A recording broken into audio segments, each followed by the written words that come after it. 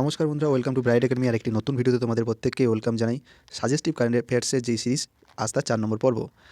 ক্লাসটি শুরু করার আগে প্রত্যেককেই জানাই ব্রাইট একাডেমির পক্ষ থেকে নতুন বছরের শুভেচ্ছা, আন্তরিক অভিনন্দন এবং উষ্ণ ভালোবাসা। খুশিতে ভরে উঠুক প্রত্যেকের জীবন। তো ক্লাসটি শুরু করব। আপকামিং এক্সামের জন্য এই ক্লাসটি খুবই গুরুত্বপূর্ণ হতে চলেছে। এখান থেকে 1 থেকে 2 অবশ্যই কমন পেলেও পেতে পারো, কারণ খুবই সাজেস্টিভ কোশ্চেন আমি বহু ঘেঁটে ঘুটে এই কোশ্চেনগুলি তোমাদের জন্য রেডি করেছি। প্রথম কোশ্চেন দেখে নেব কী আছে। কোন রাজ্যে বিধবা বিবাহ নিষিদ্ধ করার জন্য রাজ্য বিধানসভায় একটি বিল পেশ করা হয়েছে? তো এটা সঠিক অপশন হয়ে যাবে আসামে বিধবা বিবাহ নিষিদ্ধ করার জন্য রাজ্য আইনসভায় একটি বিল পাস করা হয়েছে। 2 নম্বর প্রশ্ন, কোন রাজ্য সম্প্রতি গৃহলক্ষ্মী প্রকল্প চালু করেছে? ভেরি ভেরি ইম্পর্টেন্ট, ঠিক আছে, আপকামিং এক্সাম লেডি কনস্টেবলের জন্য। কর্ণাটক সরকার কিন্তু গৃহলক্ষ্মী প্রকল্প চালু করেছে এবং প্রত্যেক মহিলাকে 2,000 টাকা মাসে দেওয়ার কথা ঘোষণা করেছে। ফায়ার অন দ্য গঙ্গাস বইটি কে লিখেছেন? রাধিকা আয়েঙ্গার। এটি সম্প্রতি খবরের শিরোনামে উঠেছিল। ফায়ার অন দ্য গঙ্গাস বইটি হচ্ছে রাধিকা আয়েঙ্গার লিখেছেন। চলে যাবো আমরা পরবর্তী প্রশ্নের দিকে। সম্প্রতি 100টি T20 উইকেট নেওয়া প্রথম মহিলা সহযোগী খেলোয়াড় কে?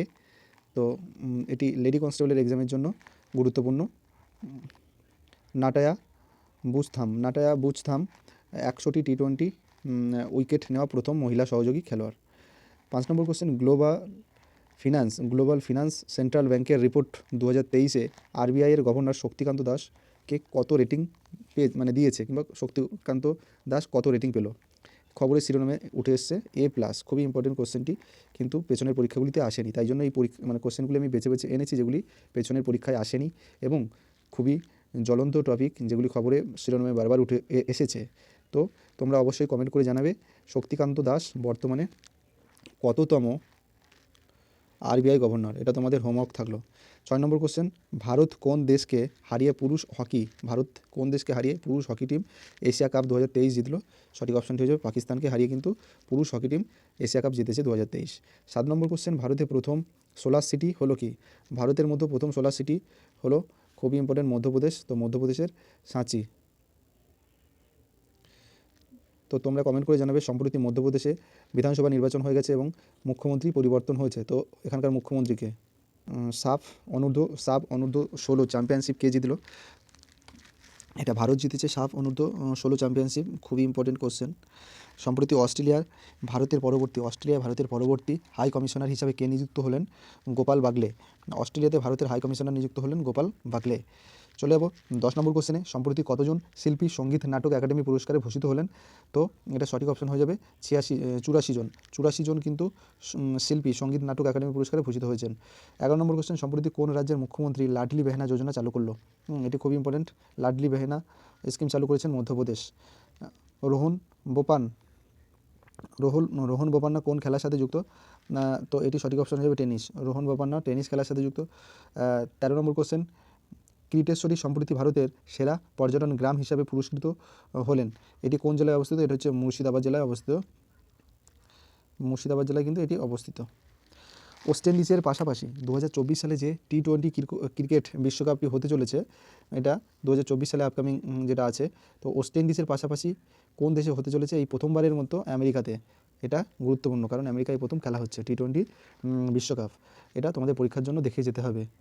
চলে যাবো পরের প্রশ্ন, ভারতের পুরাতন সংসদ ভবনের নাম কি দেওয়া হয়েছে? ভারতে তোমরা জানো একটি নতুন সংসদ ভবন গঠিত হয়েছে এবং পুরনো সংসদ ভবনের নাম রাখা হয়েছে সংবিধান সদন। তো এখান থেকে তোমাদেরকে আমি হোমওয়ার্ক দেবো।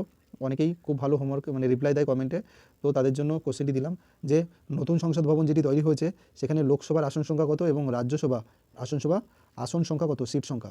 লোকসভা এবং রাজ্যসভার আসন সংখ্যাটি কত তোমরা অবশ্যই কমেন্ট করে জানাবে। ব্রিটেনে পুরুষদের প্রথম শ্রেণীর ক্রিকেটে কে প্রথম মহিলা আম্পায়ার হতে চলেছে? পুরুষদের প্রথম শ্রেণীর ক্রিকেটে প্রথম মহিলা আম্পায়ার সু রেডফান প্রথম মহিলা আম্পায়ার হতে চলেছেন।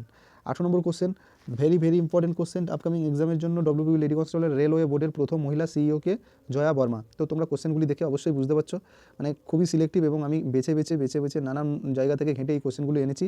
খুবই ইম্পর্টেন্ট যেহেতু এই কোশ্চেনগুলি তোমরা দেখলেই বুঝতে পারবে। আশা করি তোমরা এগুলি নোট ডাউন করবে।